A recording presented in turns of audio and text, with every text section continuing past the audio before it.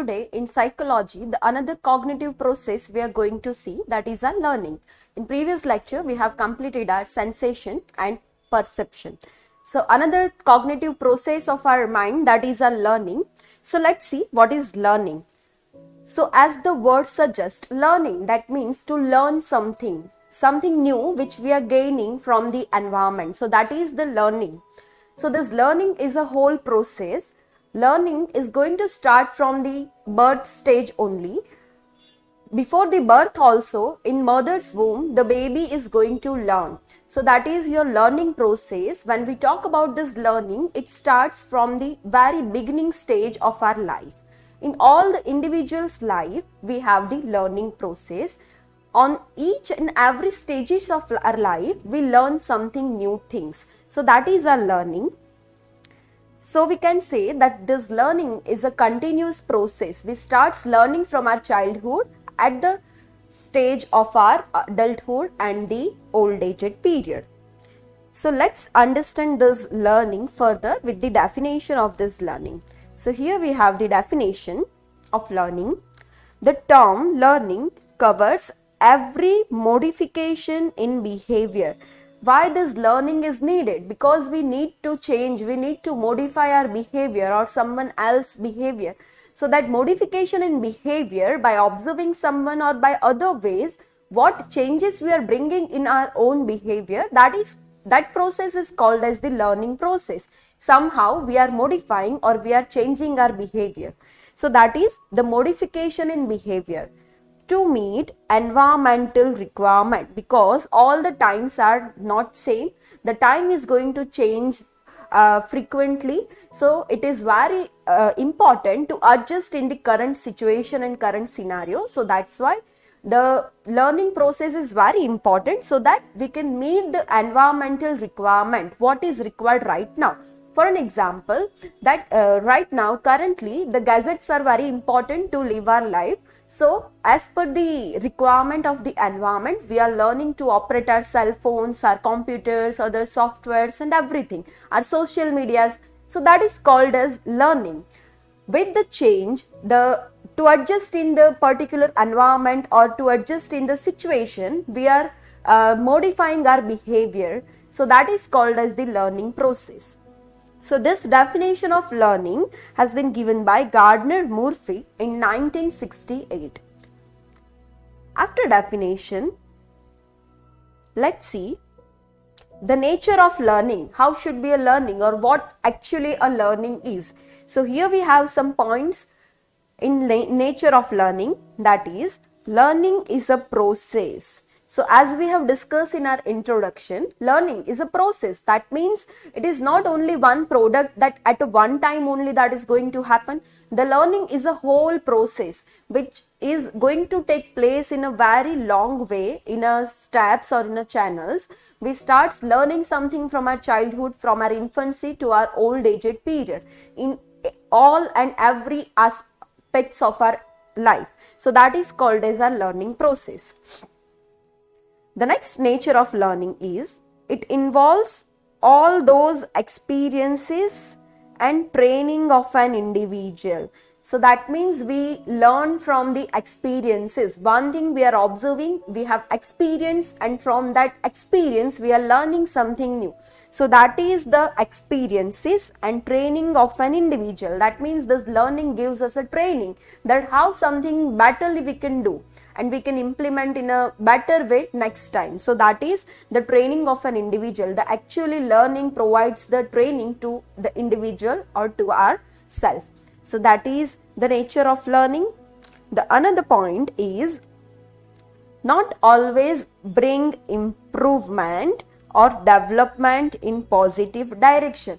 That means whenever we are learning something new, it is not necessary that every time something good only we are learning, or every time what we are learning that is for our positive development only. So it is not like that. Sometimes by observations we observe someone, some bad things also we learn. So that is called as your maladaptive learning or maladaptive behavior, what you have learned from the outside environment. So that is. So we can say that learning is not always there to improve our behavior. Sometimes there can be the faulty learning or wrong things also we might be learned from the environment. So that is.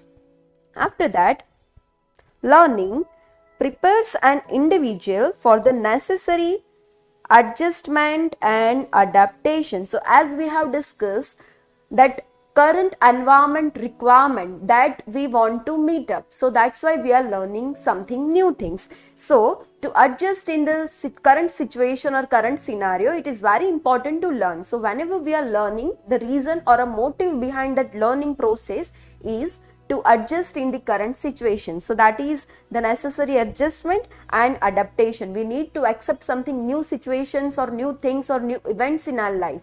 So that's why we are learning. So that is all about the learning adaptation. Then the next point we have in our nature of learning, that is learning is purposeful and goal oriented. So obviously the learning what we are going to carry out, that is a purposeful process. Without purpose there won't be any learning processes, or the learning is not possible without purpose. If I don't have any purpose to learn something new, then why I'm going to learn something? So that is, so learning is always a purposeful thing as well as goal oriented. We have a specific goal to learn something. For an example, in childhood, the parents teaches the students to eat and to sit properly, or to walk. So these all the processes, the children's or that particular baby are having some goals that yes, in future they want to walk like us. So that's why they are learning something. They have the purpose that they can sit with us together and they can eat with a good manner. So that is the purpose. So always the learning is there with some purpose, or it is a goal oriented activity. Without learning, without goal or without purposes, there won't be any learning processes. The another point is learning is a comprehensive process. Comprehensive process in the sense of it covers all the aspects of our life. In all the areas of our life we learn something. So that is, so something socially we learn, some spiritual things we learn, some all the areas, the comprehensive process it is, in the sense of some feelings and emotions, that is our affect is also involved in the learning process. At the same time some cognitive areas are also involved in this learning process. So that's why we are saying that learning is a comprehensive process. All the cognitive things as well as all the affective things are included in this learning process. So that's why the learning is your comprehensive process. The next point is universal and continuous. Universal in the sense of it is universally accepted in all the areas, in all the countries and everywhere this learning is accepted. All the peoples, those who are living the life on this earth, they need to learn something in all the areas of their life's aspect. So that is, it is a universal process.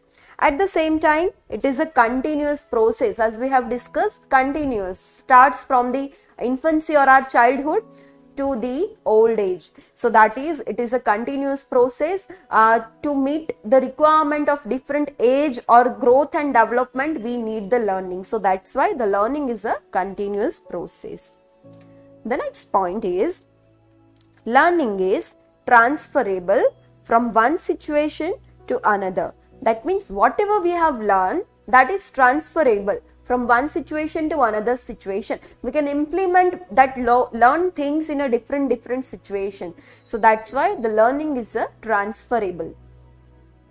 The next point is learning helps in proper growth and development. Proper growth and development in the sense of, we have taken the example of infancy and childhood period, that the children are going to learn the walking, the sitting and everything. So that is required for their growth and development. At the same time, in different age group and different periods of our life, we need to learn something new. For an example, when we are in the higher secondary schools, we need to learn the smartphones and everything. When the more update will be there, we need to learn the computers, other softwares. In today's life, we need to learn some social medias and everything.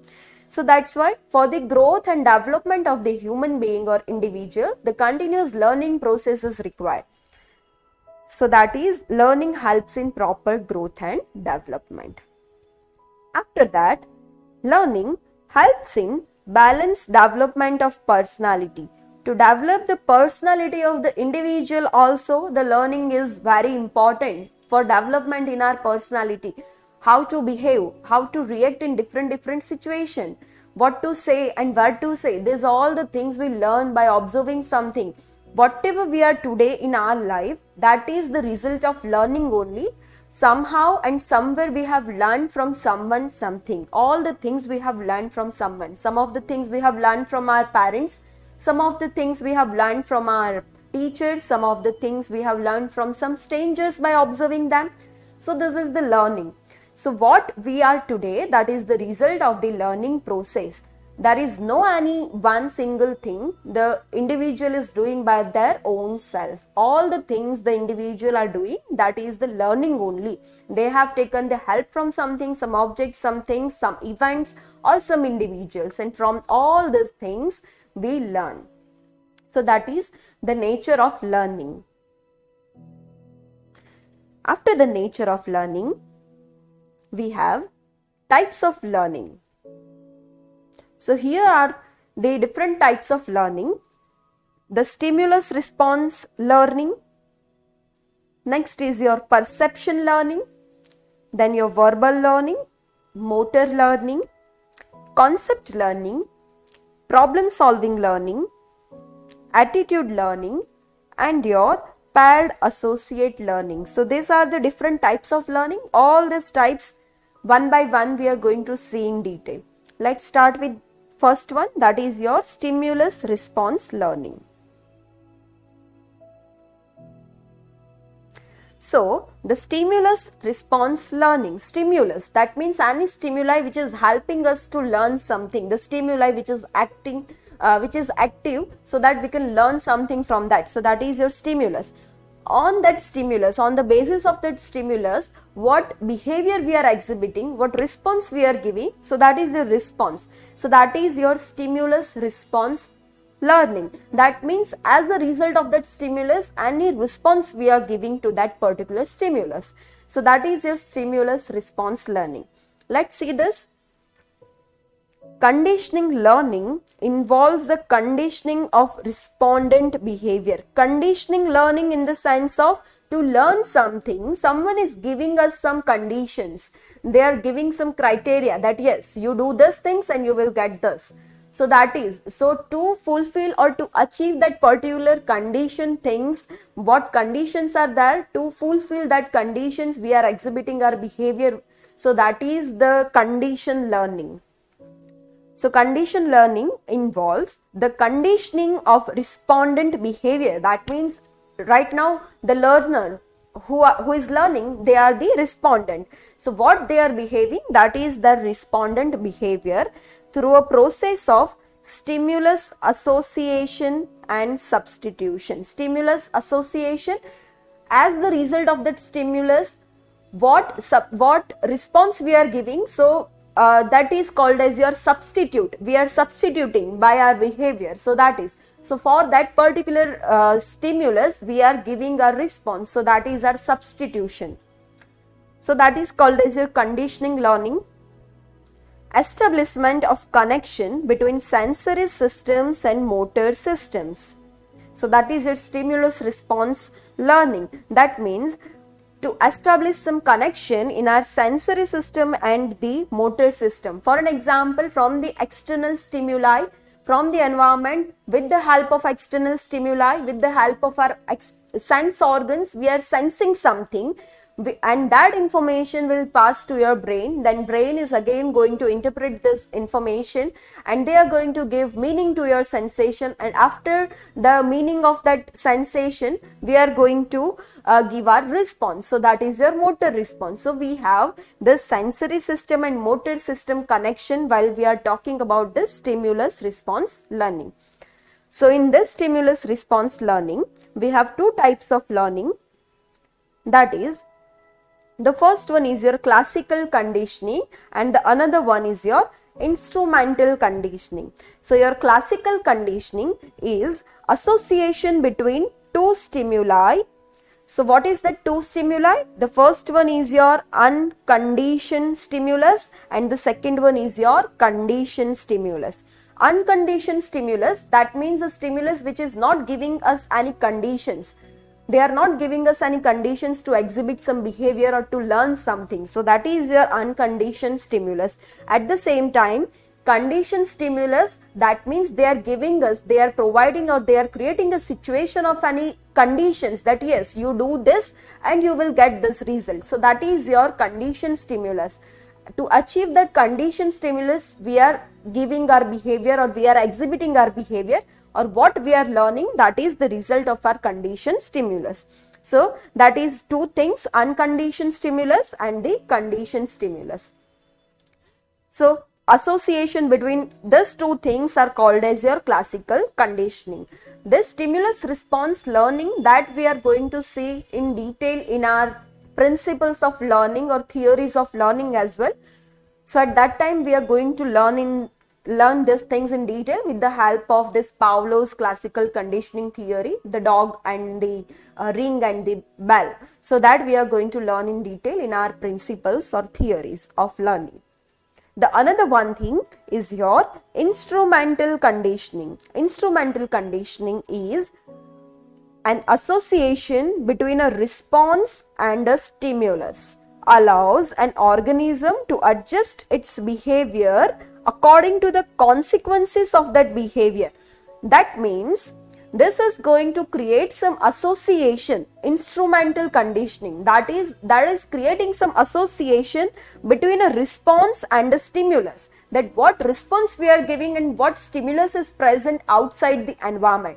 Between that one connection is going to be developed, so that is called as your instrumental condition to adjust its behavior. So based on that stimulus we are giving response by adjusting our behavior. So that is your instrumental conditioning. So the example of instrumental conditioning is your reinforcement and punishment. Reinforcement in the sense of to strengthening the ability of something in some specific area, we are giving them some benefits. So that is called as strengthening of the abilities. So that is called as your reinforcement. Sometimes reinforcement might be positive, sometimes it might be negative. So that is your reinforcement and your punishment. Punishment we are giving to achieve specific behavior. For an example, we are if the children are not getting the good marks in their exam, then we are giving them a punishment. So as a result of that punishment, in next exam they are going to achieve a good marks. So that is your punishment. So that is the association between the response and the stimuli. So that is called as your instrumental conditioning. So this was about your stimulus response learning. As I told you, that we will see in detail in our further points as well, that is the theories of your learning. The next type of learning is your perception learning. The second type of your learning, that is your perception learning. Perception, already we have covered the perception. What is perception? We are receiving the information from the external environment. So that is your sensation. With the help of sense organs, we are receiving the information. So here are your sense organs and they are doing the function of this sight, hearing, touch, taste and smell.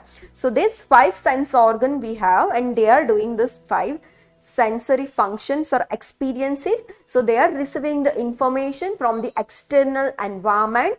At the same time, that information what they have received, that is going to be passed in your brain and different areas of your brain is going to work for the interpretation of that received information or sense information, and that your brain is going to give some meaning to that sensory experience, that is called as your perception. So that is your perception learning. Once you have observed something from the external stimuli, with the help of, you have sensed something with the help of this all 5 sense organs, and that sense organs you have given meaning to that sense what you have sensed from your sensory experiences, that is your perception, and that what you have perceived by observing or by doing some activities from the external environment, that you are storing in your mind and that we are learning. So that is your perception learning. The next is third type of learning, that is your verbal learning. Verbal, that means words we are going to use in this learning through the communication pattern. So that is your verbal learning. So this type of verbal learning is going to take place in the formal education when the educational institutes are there. So in verbal learning, verbally spoken languages and words will be there. So you can see in this image, this girl is speaking something. The communication process is called as your verbal learning. We are learning this communications, how to speak, the languages we learn, all the things we are learning. So that is called as your verbal learning. At the same time, not only the verbal languages or speaks or communications are called as this verbal learning, but all the communications medias are also included in this verbal learning. That is your laptop, whether it is your telephone, cell phones and everything. So this is also the verbal learning. With this all gadgets also we are implementing the verbal learning only. At the same time, some pictures, some symbols, all these things will be included in your verbal learning. That is also part of your verbal learning. For an example, we are going to show the equation to the children and we are going to tell them, yes, this is the symbol of is equal to, or this is the symbol of the multiply, or this is the symbol of the division. So these all the symbols, whether it is a picture, symbols, all the things are going to be included in your verbal learning. After your verbal learning, the another type of learning we have, that is our motor learning. Motor learning, that means with the help of movement or with using your gross muscles, the muscles of our whole body we are using. So that is called as your motor learning. For doing any activities or for learning something, we are using our muscles. So that is your motor learning. So these all the activities you can see in this picture, that is the example of your motor learning. For an example, this child is throwing the ball. So that is the example of motor learning, because in this activity also the muscles of the hands and legs will be used. So that is the motor learning. The next thing you can see in this image, that is the swimming. So for swimming also all the muscles of our body is going to be used. So that is your motor learning. The another image, the third one you can see, this child is learning to walk. So that is also the motor learning, because he has also observed someone walking in that area and he is also trying to learn that walking so that he can walk freely by his own self. So that is the learning. So in this learning also he is using his muscles. So that is your motor learning. Or this girl is playing the piano. So in playing this piano also this motor learning is involved. The movement of hands are there. So these all are the included in your motor learning, where we are using our muscles to do any activities or to learn something, to adjust in the environment or to meet the requirement of that environment. So that is called as your motor learning. Then the next fifth one type of your learning is your concept learning. Concept learning, that means one idea or one concept we are forming for anything, any situation, any event or any person. So that is called as your concept learning. One idea or a concept we are forming in our mind for a particular thing or situation or any object. So that is called as a concept learning. Let's see this concept learning. A concept is a form of mental image that denotes a generalized idea about things, persons or events.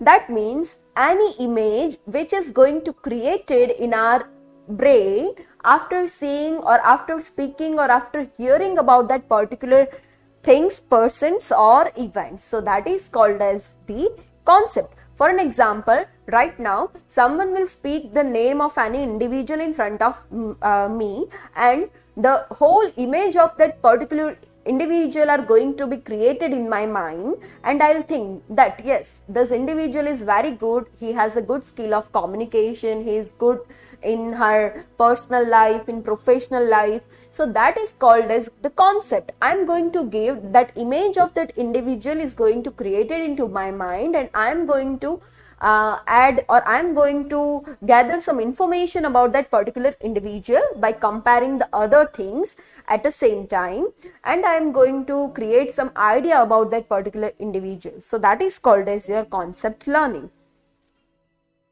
So here we have taken the example of this car. For an example, already there is one car in your mind, and someone will speak a name of any car, they will say the word car. That means that image of the car, what you have in your mind previously, that image is going to again come into your mind.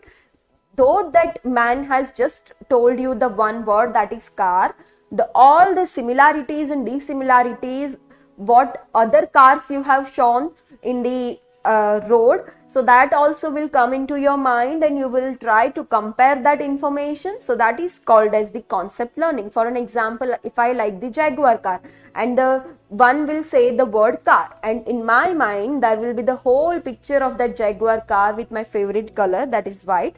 So that will start initiating in my mind. So that is called as the concept learning. In other forms, in learning a concept, individual tries to find out some common property in a group of object. For an example, the one has only told me the word car. So with that word car, all the other cars also are going to come into my mind, and I am going to compare all these cars and what impression of this car or what is my likes of the car. Based on that, I am going to create one concept, that is this car. So that is called as your concept learning. That concept was already there in my mind, and from that object, for that object, the other similarities, dissimilarities, other objects I have gathered, and from that I have created one concept or idea about the car. So that is called as your concept learning. Individual starts learning in abstract terms instead of this.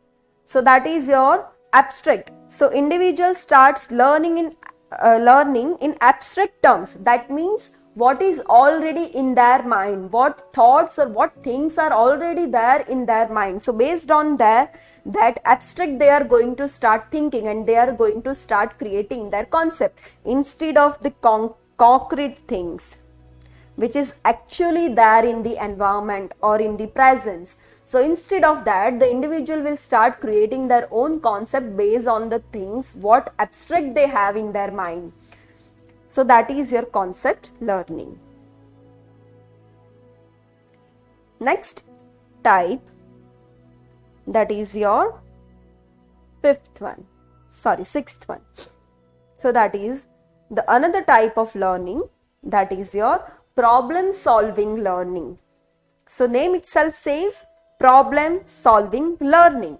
To solve our problem, what we are learning or what we are doing, that is called as a problem solving learning.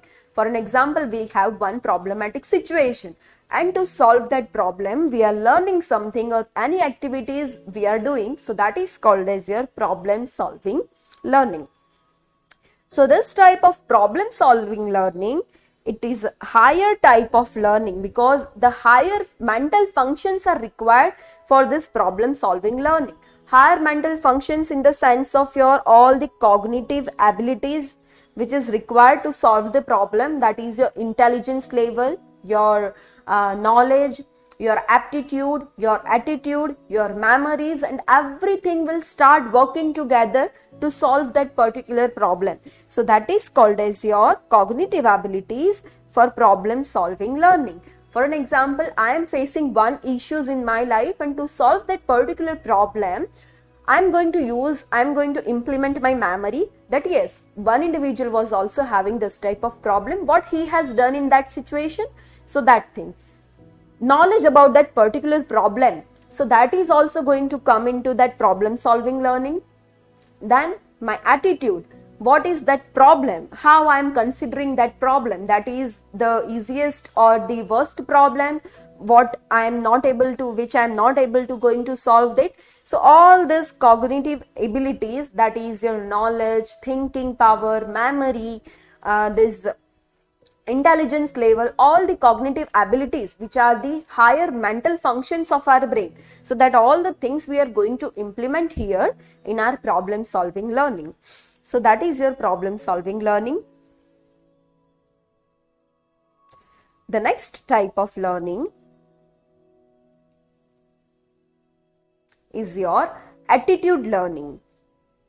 Attitude learning, that means the individual learns a subject based on his attitude towards the subject. For an example, one thing I have to learn which is unfavorable to me, so that is going to annoy me. I am not going to learn that very quickly, or it won't be easy for me to learn that thing. So that is your attitude learning. Individual learns all the things based on their attitude. Our attitude is going to help us to learn or to avoid that learning process. So that is your attitude learning. For an example, we have talked the favorable attitude and the unfavorable attitude. So if the favorable attitude is there, I am quickly going to learn something. If the unfavorable attitude is there, I am not easily going to learn that particular things or a situation or event. So that is the attitude learning based on the favorable attitude and the unfavorable attitude. After that, the another type we have, eighth one, that is your paired associate learning. Let's see what is this paired associate learning. Learning tasks are presented in such a way that they may be learned by reasons of their association. That means whatever we are going to learn, what things or what event or anything what we are going to learn in the current scenario, the individuals are having the tendency to correlate that particular things with the past experiences. So that is called as paired associate learnings.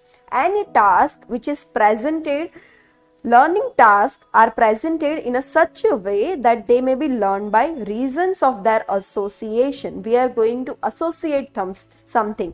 For an example, if someone will tell me someone will say the word Taj Mahal, at the same time I am going to associate that Taj Mahal word with something else, that is Mumtaz and Shahjahan. So that is paired associate learning. For an example, anyone will say me the word Krishna or a name of Krishna, then again I am going to remind the name of the Lord Krishna. So that is called as paired associate learning. What already things are there in our mind that we are going to implement in the current situation to remind or to memorize that particular thing. So that is called as your paired associate learning.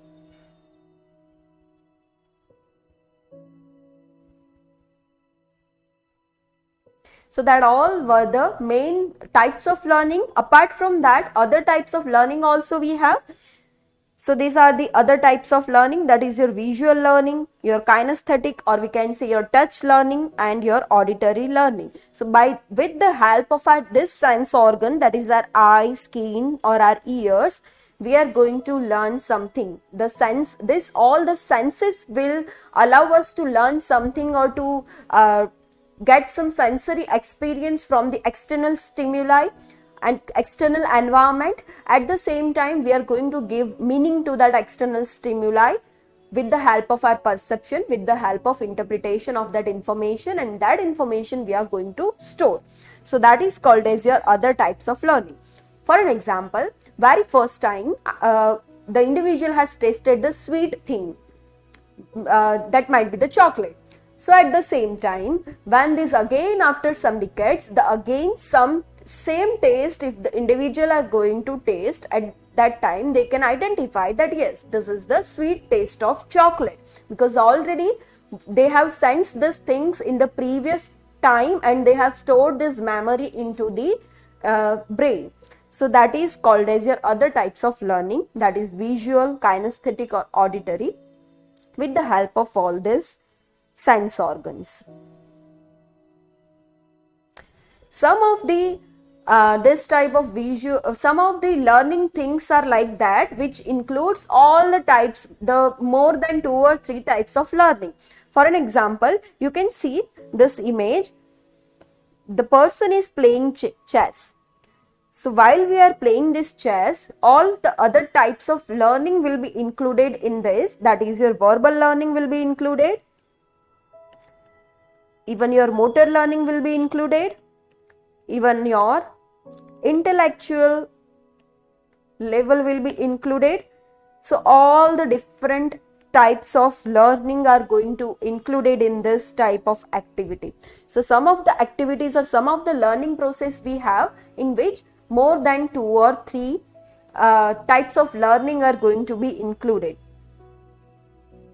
So that all the things are about the types of learning.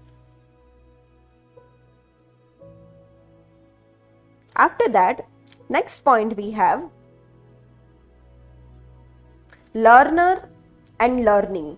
That means the basic criteria for learning the things, how should be the learner and how should be the learning process. So this is your learner and learning. Let's see. So while we talk about this learner and learning, the 2 areas we have, the one is your cognitive faculties, or we can say cognitive areas. The another one we have, that is your affective faculties. So already we have discussed the cognitive, that means in which things our brain is going to be involved, that is your memory or your attention or your intelligence level. So that all the things are called as your cognitive functions. At the same time, the affective, that means your mood or your emotions or your feelings are going to be involved in that. So that is called as your affective faculties. So let's see how should be the cognitive faculties of the learner to learn something, or how this cognitive faculties is associated with learner and learning. So this cognitive faculties, it includes 5 senses. At the same time, apart from these 5 senses, this memory, imagination and intellect. Let's see how it is related to each other. The 5 senses. The first one is your senses, grasping different information. So this, in this learning process, this senses is going to help the learner to sense something from the external environment. So that is grasping different information. By eyes, the visual information we can grasp. With the help of taste, different taste we can grasp. So that is the grasping of different information, or gathering the information from our external environment with the help of external stimuli by using our sense organs. So that is your senses. So that is the cognitive faculties. The next thing is your imagination. Imagination, that means that is going to be helpful for the formation of pictorial representation. Something as the example we have given of the concept learning, the car word someone will say to us, and all the pictorial image of that car is going to come into our mind. So that is called as the imagination. So this imagination is also associated with this learning process and this learner. So for learner, imagination, cognitive function is also important because it is going to create some pictorial image. So whenever some familiar word, what already we have experienced, that things will come or that words will come, the immediately the past things related to or associated with that particular things are going to come into our mind. So that is your imagination. The next is your memory. Memory, that means recall or retain post-mental actions in mind. So to recall or to retain the memories of our post-mental actions in our mind with the help of memory, that we can do. So that is called as your memory. So this memory is also going to be helpful for the learner to restore or to recall some past events. For an example, one has said the word car and all the past memories what we have seen previously that has came into our mind suddenly. So that is called as recall or retain post mental actions in mind through your memory. And the last cognitive faculties is your intellect, the higher intellectual process, forming concepts or ideas and making judgment from the given information. For that reason, we need this intellectual functions. Learners should have the intellect functions. They should have the ability to use their intellect, their higher mental functions of their brain. So that is the intellectual things based on using their own brains. So that is, so to form the concept, to give the idea about the visualized things or any things. So that is called as your intellectual process, or to make a judgment for something. For an example, previously we have taken the example that someone will say the word of any individual in front of me, and my mind or my intellectual area is going to give judgment about that particular individual, that yes, he is good with the nature, he has a good communication skills. So that judgment I am giving. So that is called as your intellectual things. So whenever we want to learn something, the learner should have the senses, imaginations, memory, intellect, and all these things are works like this. So that is your cognitive faculties. Then next we have the affective faculties. Already we have discussed that affective faculties, that means which is related to your feelings or emotions. For an example, happiness, sadness, anxiety, worry. So that is your affective faculties, your emotions or your feelings. This includes feelings, emotions, and rational will. Will, that means desire to achieve something. So that is your affective faculties. Feeling of being happy, sad, or angry can be felt by feeling or emotions. So with this also, this affective faculties is going to make us aware about, with the help of these things, we are going to learn about different feelings and emotions, that what things are there or what situations or events are there which makes us happier, which makes us sad, which makes us angry. So that is the affective faculties. Identify and experience the real feeling about the things. For an example, one has shown us any event or any things, and what is our feeling towards that particular things. So that we are going to learn with the help of these affective faculties. So learners should have these affective faculties, that is the emotions, the rational desire, or as well as the feelings. That yes, one will show me the bike and my emotions or my feelings, what it will be towards that particular object or the situation. So that is your affective faculties. The next, the using the rational will, learner has the capacity to think and choose what is desirable according to his analysis. That means rational will or a desire to achieve something or any goals we have. So we need to achieve that, and based on that goal or based on that will or desire, our behavior will be directed towards that. So we are going to learn all the things in the area of achieving that particular thing or fulfilling that rational will.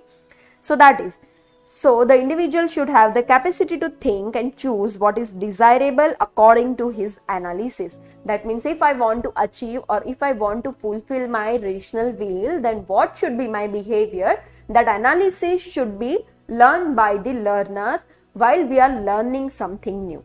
So that is your affective faculties. So that was all the things about learner and the learning. So that is your cognitive faculties, and the other thing we have, that is our affective faculties.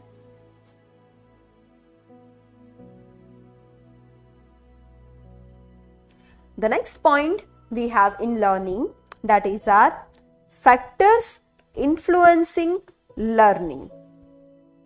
Factors influencing learning. That means when the individuals are learning something to adjust in the environment or to adjust in the current situations or scenario, at that time some of the factors are there which are helping them to do it in a better way, or which are not allowing them to learn something effectively. So that all the things are called as the factors which directly affects the learning process of the individual.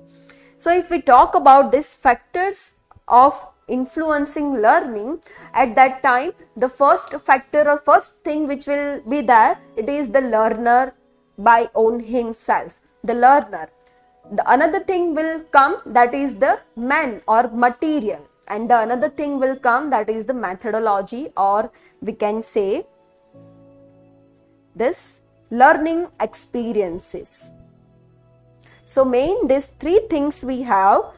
The first is learner will be learner is going to affect that learning process. The second thing, the learning experience, that means what we are learning and what is in what situation we are learning, so that is going to be affected. And the another third thing, that man and the material. So these main three factors are there which is going to affect our learning process, or which is going to influence our learning process. So let's see all these three things one by one. So the first thing is your physical and mental health. For an example, learner.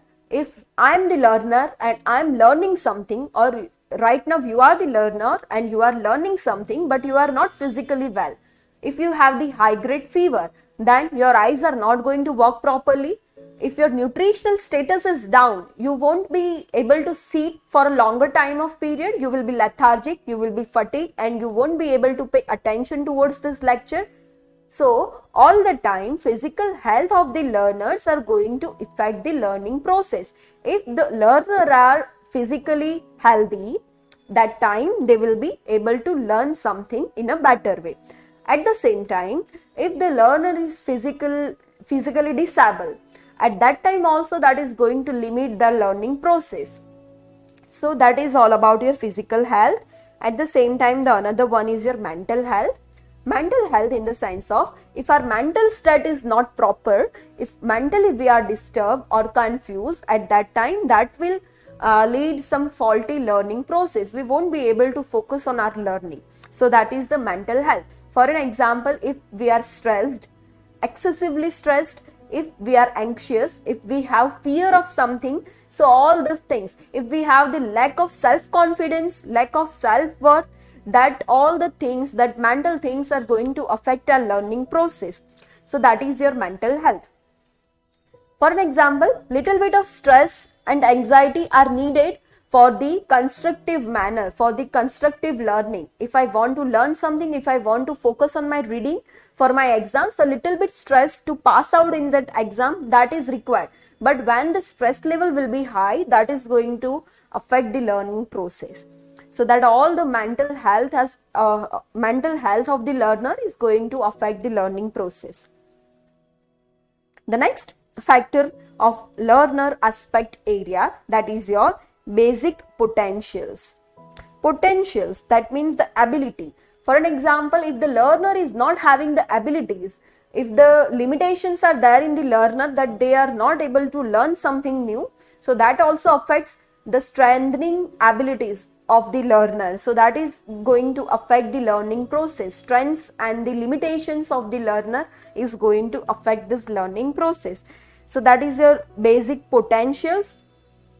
In this basic potentials, if the learner's intelligent quotient or intelligence level is not that much good, if the knowledge of the learner is not that much good, so at that time also that is going to affect that learning process. So that is some basic potentials which is required for the learning process, that is intelligence level of the learner or knowledge of the learner, the background of the learner, so that all the things are required. So that strength and limitations of the learners, that is your basic potentials, are going to affect the learning process. The next is motivation and goals. So if we talk about motivation, when we have some motivations or motives to do any activities, at that time this learning process will be easy. Same thing like motives, if we have any goals, short-term goals or long-term goals. If we have any goals in our mind, at that time the learning process is going to be easy and the learners are going to learn something quickly. For an example, motivations, in that if I have the motive to pass my examination, so for that examination passing purpose I am going to focus on my studies, I am going to read and I am going to memorize all these things, and that will facilitate a good learning process for me. So that is my motivation and goals. If we have a strong goals, at that time this learning process will be easy and smooth. The next is readiness and willpower. Readiness and willpower, when we have any desire to achieve something, when we are ready to learn something by our own side, without any external force or without any force from the others, at that time it will be easy for us to learn something. For an example, if my mother will daily tell me that yes, please read, sit and read for your exam, I am not going to learn something good. That will be only force for me. But with my own choices, if I am going to read something, I'll decide to read, and if I am reading something, that time the learning process will be easy, and it will be easy for me to memorize all that things. So that is the readiness and willpower. If the willpower is strong, if the learner is ready by his own self, at that time the learning process is going to be easy. The next is maturation. Maturation in the sense of the growth of that particular individuals. If one learner is there and the growth of the learner is facilitating or telling him to learn something, so that is with the maturation. For an example, in infancy period, the learner was not having that much things or that much requirement of learning too much things. Just basic needs satisfaction was enough for them. But at the growth, by age, the learning things are very important. For an example, they are going to observe someone walking, sitting, and they will also think to do all these things. So that with the age group or with the progressive maturation, the learner are going to learn something new. So that will facilitate a learning. And last is your age and sex. So for an example, age, how age is going to affect the learning process? If right now in adolescence or adulthood period, if someone is going to teach us something or we are going to learn something, then it will be quick process for us. At the same time, if the old aged people, if they will try to learn something, it will be difficult for them, because all their sense organs are diminished at that age period, and because of that diminished sense organs or sensory experiences, it is very difficult for them to learn something. So this is how this age and sex also affects the learning process. So these all are the factors which are associated at the learner's aspect for the learning process. After that, another factors we have, that is your factors associated with type of learning experience. Type of learning experience, that means learning situations and what we are going to learn.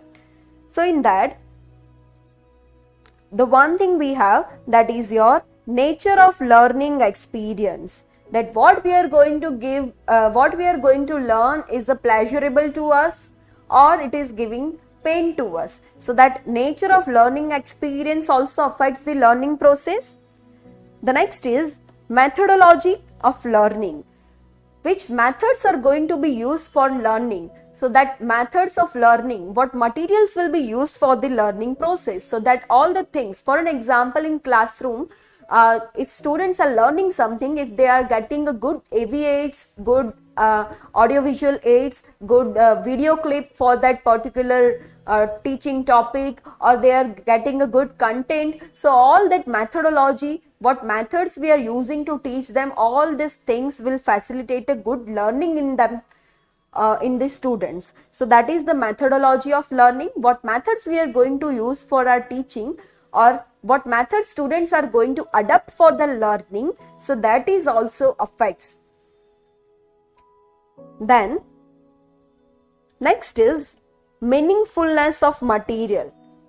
What material we are using for the learning process, how meaningful that it is. So based on that meaningfulness of that material, our learning process are going to be affected. So all the times what materials we are using for the learning process, that should be a meaningful. The unnecessary materials we need to avoid it, and the meaningful things which is giving some meaning to that learning, which is helpful for us to learn. So that type of meaningful things all the times we should learn, which we can implement in further aspect of our life. So that is meaningfulness of material. The next is amount or length of material. In what quantity we have the material to learn something, so that amount of material, and for how longer time of period we have that material, so that is that also affects our learning process. So that is also important for our learning experiences, that proper amount or a larger amount of material will facilitate a good learning compared to the lesser amount. So the amount of the material, at the same time for a longer time of period if we have the material, that is going to be facilitate a good learning process. So that all are the factors associated with type of learning experience. The learning experience, how it will be facilitated. So that is the factors. All these things are going to affect our learning experience. The next thing we have, that is factors associated with man and material. Man, that means who is teaching us or from whom we are learning something, so that man, and material or resources, we can say in terms of man and material. If we have the enough resources, we are going to learn something in a good way. So that is, so the first factor in man and material is your quality of teaching. Who is teaching? If that man is a good in teaching, that obviously our learning process will be easy. If they are teaching very actively, and students also will be able to gain some interest in that teaching activity, so the learning process will be easy for the students. So that quality of teaching is going to affect the learning experience. At the same time, learning material, from what material someone is teaching to us, or what material we are using to learn something. If that material is very attractive, then also the learning process is going to be easy. So that learning material. Then next is textbooks. What textbooks we are going to use? If all the things are given very carefully in the textbooks with point and everything, so that will be easy for us to learn from that particular textbook. At the same time, in other textbook, everything is given very lengthy, haphazardly, so many points and so many contents are there which we are not able to understand. It will make us it will put us in difficulty to learn something in a good way. So that is.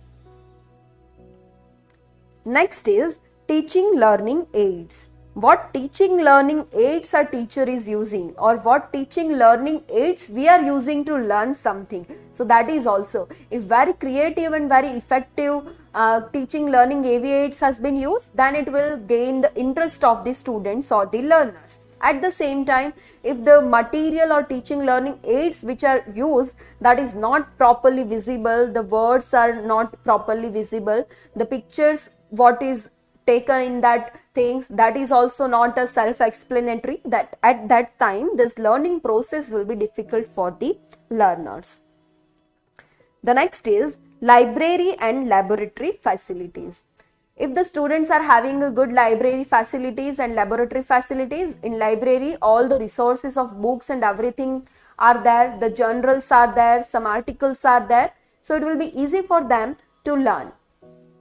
If laboratory is well equipped, all the dummies and everything is there in that lab, all the solutions, if it is a biochemistry labs or something like that, biology lab, so all these things, so if the laboratory is well equipped, then it will be easy for students to learn something. For an example, to teach any procedure in nursing in F1 lab, if we don't have the proper equipment. For an example, if we want to do the physical examination and we don't have this tuning fork, or we don't have this nasal speculum, or we don't have this proctoscope, it will lead to the difficulty in learning. So that is, so when all the resources are sufficient and in proper amount and in working condition, that is going to give a good learning experience to the learner. Then next is conducive environment. Conducive environment, that means environment which is going to be helpful for us to learn something new things. So that is conducive environment, not the destructive environment. Destructive environment is going to distract us from our learning process, but the conducive environment will help us to learn something. For conducive environment, if we have a good chairs, good seats to sit, good source of lights or projectors, so at that time all these things are going to facilitate a good learning. So that all the things will be included in this man and material. So if all these things are sufficient and adequately and in a good working condition, we can learn something very quickly. Then, so these all are the factors influencing your learning process. After that, we have laws of learning. Laws of learning, or we can say the principle of learning. Psychologist has given some laws or principles that how learning can be effective, how easily someone can learn. So here are some principles that how should be a learning, or on what laws a learning should be done. So that is the laws of learning.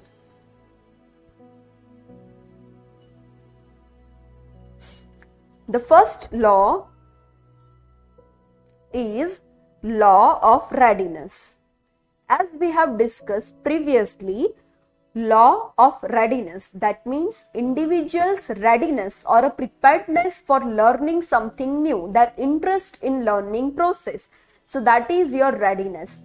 If the individual is ready by themselves to learn something, the learning process is going to be easy.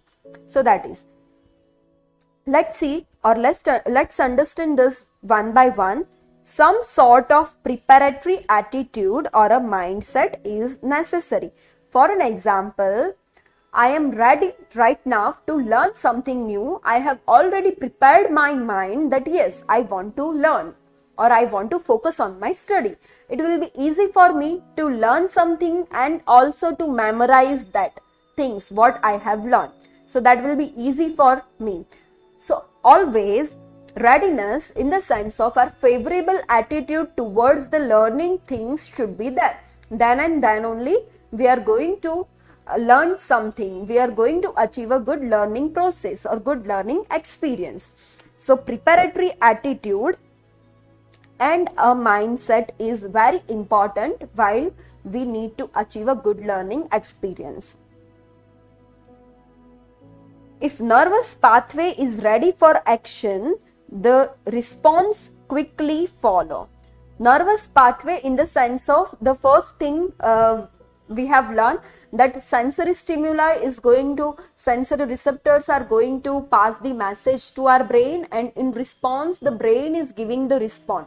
So that whole pathway, so that is your sensory and motor pathway, that both the pathway are ready and prepared, then they can work very actively.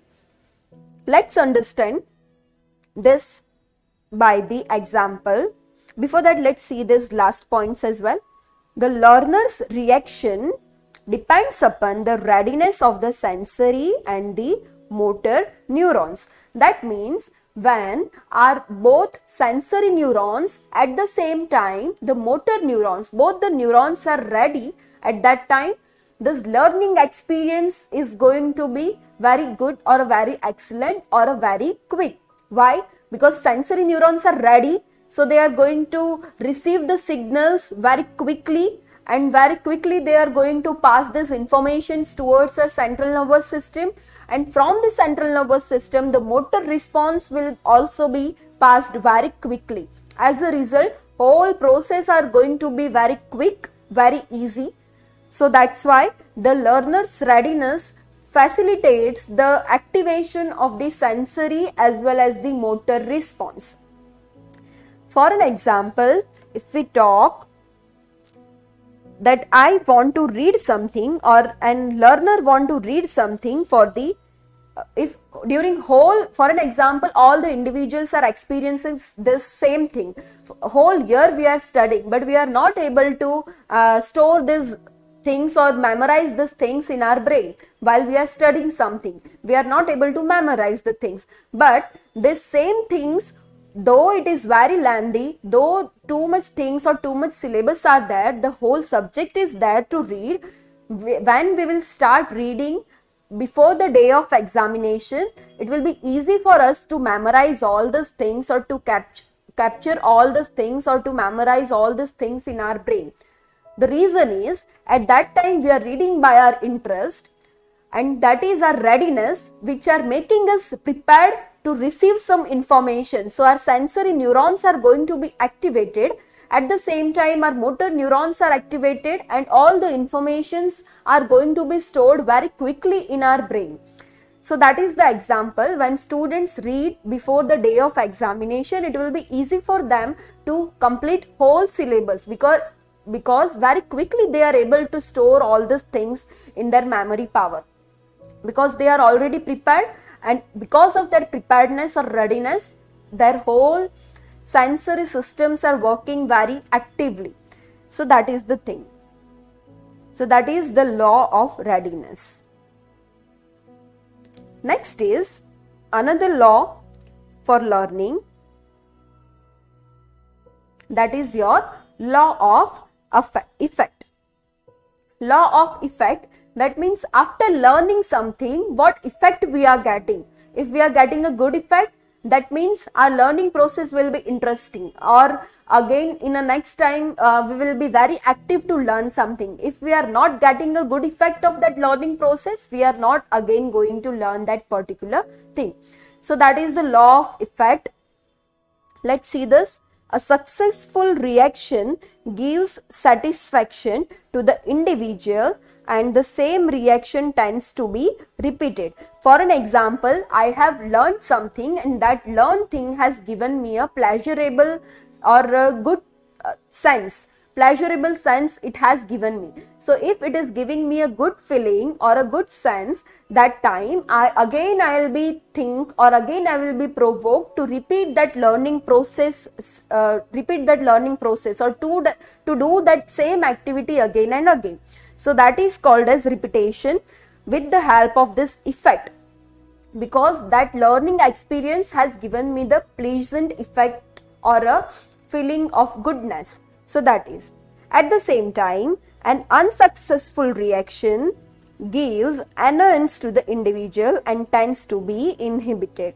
If the learning process was not successful, so obviously that is going to annoy us. We will dissatisfied by that learning process, because that is giving us not a pleasure, but it is giving us a sadness, sad feeling it is giving us. So if we are not going to feel good with that learning process, then in next time we are not going to learn that thing again. So that is the law of effect. When we get something good things, when we get a good result of that learning experience, at that time we are going to repeat that things.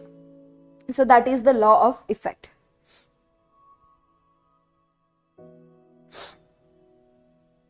The next is law of exercise or use. Exercise in the sense of repetition of that particular things. We are repeating that learning experience, or we are using that more and more. So that is the law of exercise or use. Native reactions are strengthened by practice. So as in our day-to-day life, we say is that practice makes man perfect. Likewise, when we are repeating the same things or same learning experience or same activity, at that time we will be more practiced in doing that activity, and in next time it will be very quick and easy for us to do that particular activity. So the practice makes man perfect. Likewise, the repetition of that particular activity, the repeated exercise or repeated doing of that particular activities are going to make this learning process very quick and very easy. So that is called as your law of exercise or law of use. The next is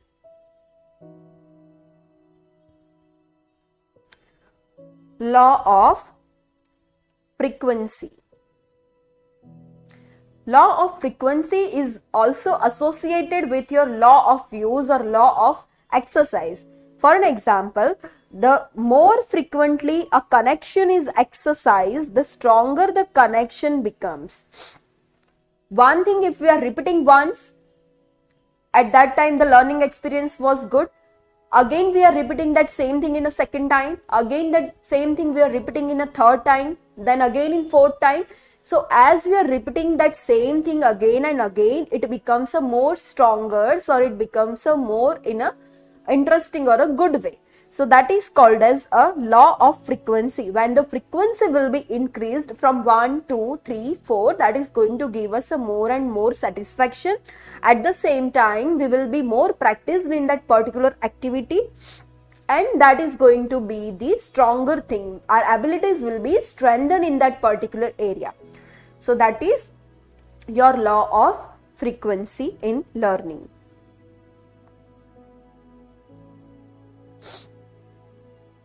The next is law of disuse. That means, since prolonged period of time, if we are not utilizing that learning experiences, what we have learned once, so that we are, if not repeating it, or we are not learning, we are not practicing it in our day-to-day life, then that will become a decade, or that learned things won't be useful for us in the future time. So that is your law of disuse. Any learning process which is not practiced for some time gradually decays. For an example, I'm in this nursing profession. I have already learned to give intravenous injection, but after that learning experience of that intravenous injection, giving intravenous injection, if I am not practicing these things, and after 1 year, 2 year, or after some time of period, that practice will be lost, and whatever I have learned, I am going to forget that. So that is kind of junk to that learned things. That is going to become decay. That is that won't be more useful for me, that learning experience. So that is called as your law of disuse. When we are not using, or when we are not practicing our learned things, at that time it is going to be decayed. So that is your law of disuse. The next is law of recency. Recency, that means the recently what we have done in very short time of period. So that is, the more recent is the exercise. This law of recency is also in association with the frequency and in the association with the law of exercise only. The more recent is the exercise, the stronger is the connection between the situation and the response. Any activity or anything which we have just we have done it, that will be easy for us to do it again. So that is your law of recency. What is the thing what we have learned just now before 1 or 2 days, or before very short time of period, again it will be easy for us to implement or to practice that same thing in a short duration. So that is the law of recency.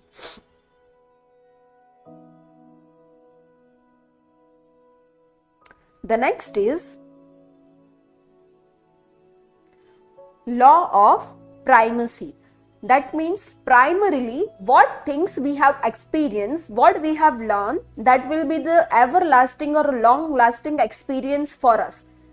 In a very first time what we have done something, that will be the everlasting thing for us. So that is your law of primacy.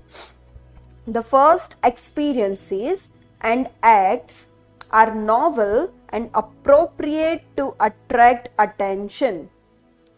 That means the first experiences, very first time what we have experienced or what we have seen, that is going to be new to us, something new what we have experienced. So that is the novel and appropriate to attract attention. So that is quickly going to achieve our attention. So that is law of primacy. For an example, to solve the puzzle, what first step we have taken in solving that puzzle? So that is the first thing, primarily thing what we have done.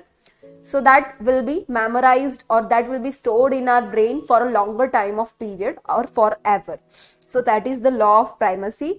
Or what friend we have made in very first day of our school, or what a new teacher we have seen in our school. So that is law of primacy, that we are going to be remembered for a longer time of period. For an example, our first school. So all the things which are first to us, which is new to us, which is novel to us, so that will stay in our memory for a longer time of period.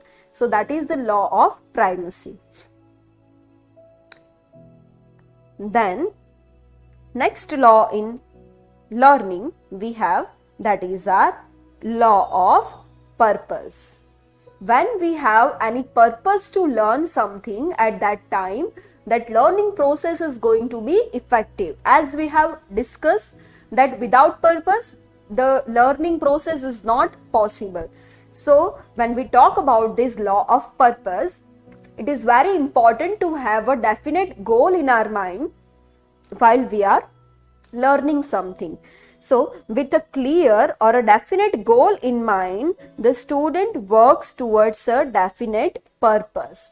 That means whenever we want to do any learning activity, at that time we should have a clear vision or we should have a clear definite goal in our mind, that what we need to achieve, what is our purpose, why we are doing this particular activity. So at that time our learning process will be very quick and very easy.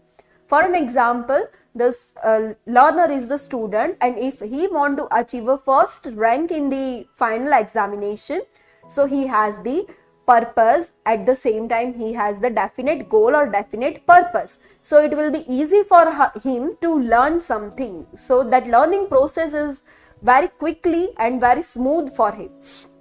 So that is the law of purpose. Then next law and very last law we have, that is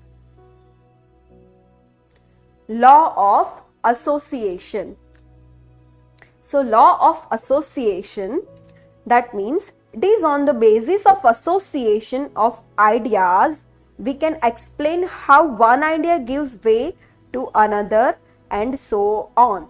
That means what one idea we have in our mind, that is already the result of association of the previous idea what we have experienced in the past decades. So that is called as your law of association. So as earlier we have discussed, someone has said a word Taj Mahal, then we have associated that Taj Mahal with the marble stones or with the Mumtaz or Shahjahan. So that is called as law of association, because it was already there in our mind and we have associated that past things in the current situation or current scenario.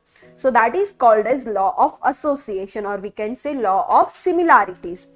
So this is your law of learnings.